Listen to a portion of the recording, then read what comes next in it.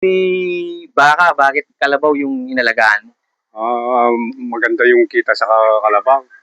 Meron ka ng benta ng kalabaw, meron ka pang gatas. Ganun po ba? Oo, Sabagay dito sa atin di nila ganong inaano yung oo. gatas ng baka. Hindi ganun alam, no? Tsaka masarap daw yung gatas ng kalabaw kaysa sa gatas Sa ng baka. baka. Oh. Sir, may tanong lang ako. Bakit yung kalabaw hindi pwedeng mainitan?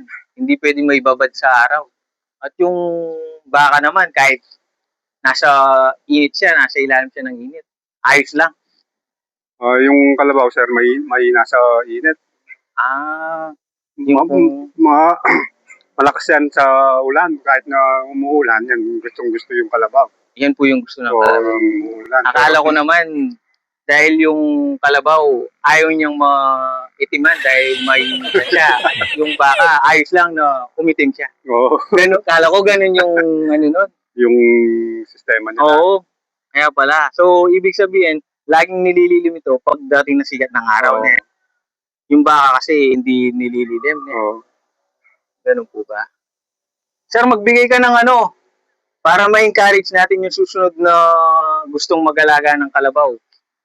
Sa mga kabataan ngayon, lalo na pawala na yung mga katulad yung mga farmer.